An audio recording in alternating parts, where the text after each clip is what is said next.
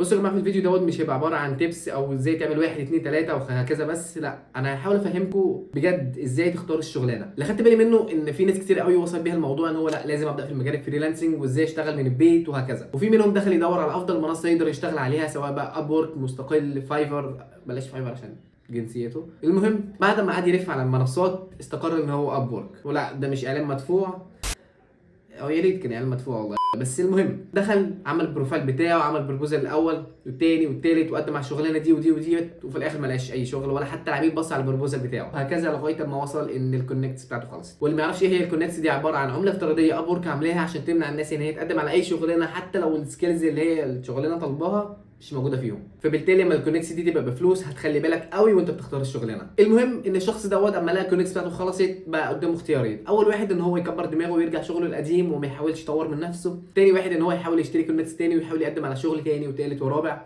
بس هنوصل للسؤال اللي انا بتساله كتير، طب بعد ما اشتري ايه اللي يضمنني ان انا اجيب شغل فعلا؟ ايه الفرق في المره دي؟ وهنا بقى يجي دوري. انا هعلمك في الفيديو دوت 5 حاجات تختار على اساسهم الشغل، بحيث انه اولا البروبوزال بتاعك يتشاف وانك توصل لمرحله انك تتناقش مع العميل. وهعمل لكم فيديو عن كل مرحله من المراحل بتاعه التقديم على الشغل، ازاي تعمل بروبوزال، ازاي تعمل بروفايل، ازاي تتكلم مع العميل سواء في المسج او في فيديو كول، لدرجه ان انا هعلمك حاجات تخليك تقلب الترابيزه على العميل بحيث ان هو اللي يبدا يقنعك ليه تشتغل معاه. المهم عشان ما اطولش عليك في الفيديو دوت، اول حاجه هتعملها وانت بتختار الشغل انك تبص على الكلاينت ريفيوز او كلاينت هيستوري، ودي هتلاقيها اول ما تفتح شغلانه. زي ما العميل بيديك ريت على شغلك، انت كمان ليك الحق انك تديله ريت على طريقه كلامه، هل متجاوب معاك ولا بيختفي مره واحده ويجي في الاخر يقول لك فين الشغل، وهل هو فاهم هو عايز ايه ولا متعب. وخد بالك من حاجه، التقييم ده بيتقسم لحاجتين، اول واحده فيهم بابليك وتاني واحده برايفت. انت بتدي للعميل بابليك ريفيو وبرايفت ريفيو، والعميل نفس الكلام بيديك بابليك وبرايفت ريفيو. البابليك ريفيو دي هي اللي بتبين للناس بره في البروفايل بتاعك العميل بيكتبها عندك، او اللي بتبان عنده في الكلاينت هيستوري. انما البرايفت دي بتبقى بينك وبين اب وورك، عشان اب وورك بيحاول يقيم العميل ده هل فعلا كان كويس ولا لا، لان دي هي اللي بتاثر على الجي اس اس بتاعك. لان العميل ممكن يديك ريفيو كويسه جدا قدام الناس، بس في نفس الوقت يديك ريفيو وحش قوي ياثر على الجي اس اس بتاعك. فحاول تبقى خلي شغلك كويس اهم حاجه. المهم خليك مع العميل الريت بتاعه من 4 ل 5.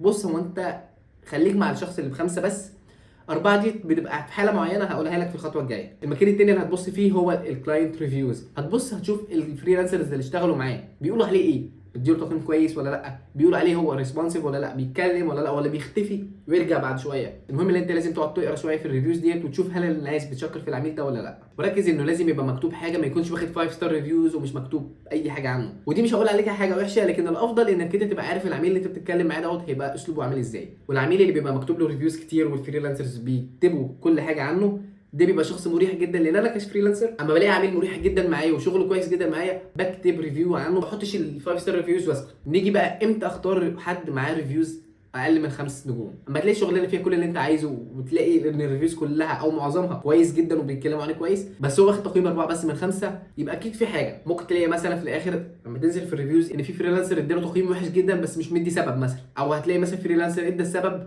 ان العميل دوت لا كان في حاجه معينه. هتشوف انت المشكله في ايه بالظبط وتشوف هل هتقدر تتعامل مع العميل دوت. ممكن تبقى المشكله اللي كانت وقعت مع الفريلانسر دوت ما تقعش معاك قوي، او تحس ان هي هتبقى بعيده عنك. وساعات بتلاقي الفريلانسر اصلا، دي ساعات بتبقى حركه رخمه شويه من الفريلانسرز بيعملوها، ان العميل لو طلب شغل معين مثلا والفريلانسر طول فيه، فالعميل قال له لا خلاص انا مش عايز الشغل خلاص، انت اتاخرت عليا فيه، فتلاقي الفريلانسر بيسبق بالفيدباك الوحشه اللي هو ما سلمش شغل، فبالتالي هو متوقع ان العميل هيديله فيدباك زي الزفت، فبالتالي هيديله تقييم وحش كرد فعل على حاجه هو لسه ما شافهاش. اما المكان الثالث اللي بقول لك بص فيه هو الهاير ريت. العميل ده عمل كام شغلانه ووظف كام واحد من الناس اللي هو نزل الشغل ده عشانهم. يعني دي ليها حسبه، اللي هو عدد الشغلانات اللي هو عين الناس فيها على عدد الشغلانات الكلي. يعني انا مثلا لو لقيت ان الهاير ريت بتاع العميل 50%، ده معناه اللي هو نزل مثلا 10 شغلانات، 5 بس من الشغلانات دول لقى حد فيهم مشتغل معاهم، ال5 التانيين دول ممكن يبقى ايه، ناسيهم، ما ركزش معاهم، ما بصش على البروبوزال اصلا ولا اشتغل حد فيهم. فانت حاول تبص على حد الهاي ريت بتاعه ما يكونش مثلا 50 او اقل، لا ده يبقى كده ضايع خالص، وتقريبا انت كده هتبقى بتضيع الكونكس بتاعتك. كل ما تطلع على اعلى يبقى احسن. يعني انت لو لقيت شغلانتين ولقيت واحده فيهم الهاي ريت بتاعه اعلى من ديت ولقيته صارف فلوس كتير فعلا، دي حاجه مهمه قوي، اما تلاقيه صارف فلوس كتير قبل كده في الشغل على ابورك، فده معناه ان هو مستمر في ان هو يجيب ناس تانية تشتغل معاه اول تاني وتالت، فده ما تقلقش منه، مش بيجوست الناس. تاني حاجه لازم تركز فيها وانت بتختار الشغل هي الاورز بير ويك او البروجكت لينث، يعني طول مده الشغلانه وقد ايه وقت الشغل في الاسبوع، ودي لازم تركز فيها خصوصا ان انت لو طالب او واحد شغال. ليه؟ لو انت واحد شغال تعالى نحسبها، انت مثلا واحد شغال 9 ساعات، بترجع الشغل مثلا 7، بتقعد ساعه مثلا تريح، فانت بالتالي بتقعد 4 ساعات لغايه ما توصل للساعه 12 وتبدا تنام. 4 ساعات في 5 ايام في الاسبوع، فانت بتتكلم على 20 ساعه، فدوت معناها ان انت فاضي 20 ساعه في الاسبوع. نتكلم بقى عن اللينث بتاع الشغل، هل انت انسان هتبقى فاضي لمده شهر شهرين 3 قدام؟ هل انت فاضي لمده 6 شهور او اكتر؟ ليه؟ لانك انت ممكن تبقى عامل حسابك انا مثلا كشخص هخش الجيش، فبالتالي انا مش هبقى فاضي مثلا بعد شهرين، فبالتالي لو العميل مكتوب عنده ان الشغلانه دي هتاخد اكتر من 3 شهور فما تقدمش. فاهمني؟ خصوصا لو انت داخل جيش لحاجه بسبب الجيش انت بتاخد سنه او اكتر، فبالتالي انك انت العميل يستناك سنه، ده صعب قوي خالص. انما انت بقى لو انت طالب مثلا وعامل حسابك ان في امتحانات مثلا بعد شهر، هل اقدم على شغلانه مطلوب مني فيها مثلا ان انا ابقى موجود لمده 3 شهور؟ اقدم عادي خالص. ليه؟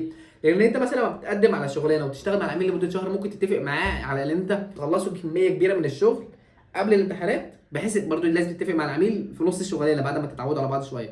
المهم تتفق معاه ان انت تخلصوا جزء كبير قوي من الشغل ده قدام، بحيث ان فتره الامتحانات اللي انت مش موجود فيها يكون هو برضه بينزل شغله عقبال ما انت تكون خلصت امتحانات. بالنسبه بقى لحسبه الوقت بتاعت الاسبوع لو انت طالب، دي بتبقى مختلفه شويه بالنسبه للطالب للتاني، بس انت عمرك ما هتقل عن واحد شغال 9 ساعات، لان انت ما تضحكش على بعضينا، احنا ما بنذاكرش 24 ساعه في 24 ساعه ولا 9 ساعات. احنا اخرنا مثلا لو هتركز انت ممكن تبقى قدامك فاضي في كل يوم من 4 ل 5 ساعات. دي لو انت فعلا عايز شخص عايز تعمل حاجه في حياتك وعايز مركز فعلا في انك انت تبقى فريلانسر بجد. 5 ساعات في اليوم في 5 ساعات في الاسبوع، ودي يومين راحه ليك، يبقى انت بتتكلم عن مينيمم 25 ساعه. ثالث نقطه وانت بتختار الشغل هي البريفيرد كواليفيكيشنز، يعني دي الحاجات اللي العميل بيفضلها في الفريلانسر اللي هيشتغل معاه. بص ما نضحكش على بعضينا، احنا بنتعب جدا في الفلوس، فبالتالي ما تضيعش الكونكس بتاعتك على الفاضي. انا قصدي ايه هنا؟ قصدي ان ساعات العميل بيبقى طالب حاجات معينه في الشغلانه، زي مثلا ان الجوب سكسس سكور بتاعك يكون اعلى من 90%. الجي اس اس او الجوب سكسس سكور ده عباره عن نسبه نجاح الشغل بتاعتك، فبالتالي ان هو طالب يكون نسبه نجاح الشغل بتاعتك 90% وانت بتاعتك اقل من كده وقدمت برضه، يبقى انت كده بترمي فلوسك في الارض. او ان يكون طالب ان الفريلانسر ده يكون من بلد معينه زي انجلترا او امريكا او اي حاجه. ليه؟ لانه ساعات بيبقى طالب مثلا بالنسبه للمجال بتاعنا كفيديو اديتور، بيبقى طالب مثلا ان الشخص دوت يكون بيعرف يصور كمان، فهو عايز واحد في نيويورك مثلا، فيقول له انت هتنزل معايا ايام ديت وديت وديت وديت. هو ممكن يكون هو عايز حد مش قايل كده في الشغلانه، بس هو مثلا عايز حد من نيويورك عشان يعرف بعد كده يتواصل معاه في حته اللي احنا طب نعلي الفلوس شويه وننزل مع بعض، ايه رايك؟ فبالتالي انت لو مش من هناك ما تقدمش، لان انت بتضيع فلوسك على الارض. ساعات بيبقى طالب لغه معينه، انت لو بتعرف تتكلم اللغه دي يبقى حلو، لكن لو انت من الناس اللي هي الماني مثلا كويس اينز او ادز فاي وجاي تيجي تقول له انا تمام جدا، فما انصحكش تقدم. تمام حلوه دي، بتبين ان انا بعرف اتكلم الماني. المهم يعني رابع حاجه هتختار على اساسها الشغل وهي البيمنت، وانا عارف ان في ناس كتير قوي هتتلخبط وتفتكر ان انا بتكلم عن الفلوس اللي العميل عارضها، لكن لا، انا قصدي هنا هل العميل دوت عامل فيريفاي للبيمنت بتاعته، يعني حاطط الكريدت بتاعته على الموقع ولا لا. لان هنا في عملاء كتير قوي بتنصب على الناس، بيبقى في فريلانسرز كتير قوي بيبقى قدموا على شغل والعميل مش موثق الكريدت بتاعته، وبعد ما يخلص الشغل ويسلمه كل حاجه العميل بيختفي بس كده، ولا الموقع يعرف يعمل له حاجه ولا انت هتعرف تعمل له حاجه، لان هو اصلا ما عندوش اي بيانات ماليه حاططها على الموقع. انا مش عارف الحوار دوت بقى كامل بيتعمل ازاي بالظبط، لان انا ما حطيت شغلانه على ابورك، اول حاجه طلبها مني الكريدت، فمش عارف هم ازاي بيعدوا المرحله اللي هم يحطوا شغلانه من غير ما الموقع يطلب منهم اي كريدت او اي حاجه. بس ده بيحصل، ما تقدمش على اي شغلانه البيمنت بتاعتها مش متفعله. ما تضحكش عليك، البيمنت دي من اول الحاجات اللي بفلتر بيها الشغلانه اصلا من بره كده، بلاقي بيمنت نوت فيريفايد فما ببصش على الشغلانه اصلا. طب انت هتقول لي طب عزيز كده في حاجات كتير قوي ببص عليها في الشغلانه، طب بص انا هجيب لك طريقه تخليك الحوار اللي بياخد منك نص ساعه وانت بتدور على الشغل اللي دوت ياخد معاك 5 دقائق. انت هتتفرج على الفيديو ده تاني، انت كده فهمت الفيديو ماشي ازاي، فانت انا لسه في اخر واحده ما بتروحش في حته، هتتفرج على الفيديو ده تاني. بس اهم حاجه يا جماعه اكتب ورايا كل خطوه منهم وايه الحاجات اللي المفروض تعملها، لان ده هيفرق معاك قوي وانت بتقدم على الشغل. هتبقى معاك الحاجه اللي انت كاتبها، تبص على الشغلانه، تبص على الحاجه اللي انت المفروض تركز عليها عشان ما تقعدش دماغك تلف كتير، هتبص على حاجه، تبص على الشغلانه موجوده تعمل تشيك وهكذا. ماشي.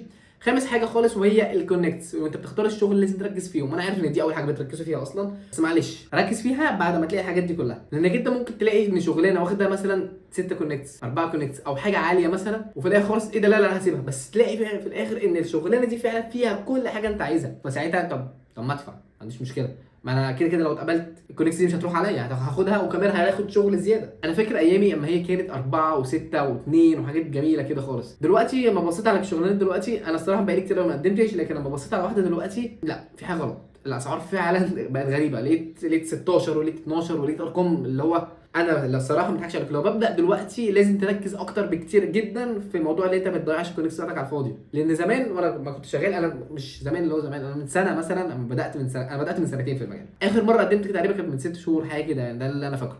فبالتالي لما كنت بقدم فست كونكتات ما كانتش كبيره قوي بالنسبه لي، انا واحد عنده مثلا 100 كونكت، ف6 من 100 دي حاجه قليله. لكن لما تلاقي الشغلانه بتاخد منك ال 12 وال 8 وحاجات غريبه كده، ركز قوي. المهم يعني بعد ما تخش على الليسته بتاعت ال 10 حاجات اللي انا قلتها لك عليها ديت، في فيديو فات فيه 5 حاجات. بعد ما تخلص ال 10 حاجات دول، ركز ان انت تشوف هل الكونكتس اللي انت هتحطها في الشغلانه ديت تستحق، يعني الشغلانه تستحق ان انت تدفع فيها 16 ولا لا. لو لقيت تستحق، وانا شايف الصراحه ان هي لو كويسه تستحق انك تدفع فيها الرقم دوت، قدم، ما تعرفش الخير فين، فاهمني؟ اضمن لك بنسبه 90%، والباقي ان شاء الله ان شاء الله من توفيق من ربنا، ان انت لما تتبع الحاجات ديت هتلاقي الشغلانه بتاعتك ان شاء الله هتلاقي نفسك اتقبلت من رينج اسبوع لاسبوعين بالكتير قوي من تقديمك على الشغل كل يوم. فكره ان انت الناس كتير قوي بتقدم وما تلاقيش شغل دي عشان هما ما بيبصوش على اي حاجه من الحاجات اللي انا ببص عليها دي، هما بيبصوا على الشغلانه دي اعرف اعملها، فلوسها حلوه، خلاص حلوه كده. المهم تعالى اقول لك بقى ازاي تفلتر الشغل بسرعه جدا وانت كاتب الحاجه اللي انت اتعلمتها مني النهارده والمره في الفيديو اللي فات، وازاي تعرف تختار الشغل بسرعه جدا في 5 دقايق بالكتير قوي، تعرف تجيب الشغلانه اللي هتنفع معاك والشغلانه اللي مش هتنفع معاك. اول حاجه هتعملها ثواني افتح الشاشه، يعني هتخش على ابورك عادي. اول حاجه خالص هتدور على الشغلانه، تكتب مثلا يوتيوب فيديو اديتور مثلا، تمام. ساعتها هيطلع لك الحاجات اللي انا معظمها مش كلها، انت برضه هتضطر تبص على النوتس اللي انت كاتبها وتبص على حاجات معينه في الشغلانه، لكن معظمها بيبقى موجود في الناحيه الشمال هنا اهو. هتلاقي ان مثلا انا انترميديت مثلا، فاكتب انترميديت، متوسط، مستوى متوسط، ده اساس الفيديو اللي فات مثلا. انا مش عايز لا فكك مش الفلوس دلوقتي، ممكن نخليها اورلي بس سيبها دلوقتي. عدد البروبوزلز زي ما قلنا الفيديو اللي فات ما يكونش اعلى من 15، فاحنا هنعمل اقل من 5 وال5 ل 10 ومن 10 ل 15 عادي. بيمنت فيرفايد لازم، اللي سائلين في الفيديو دوت.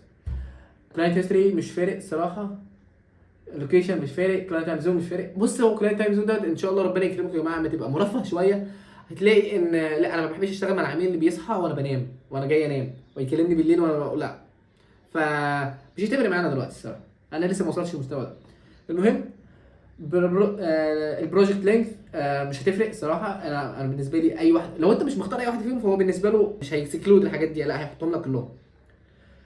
كونكتس نيدد 2 4 6 تمام، سيبها برضو.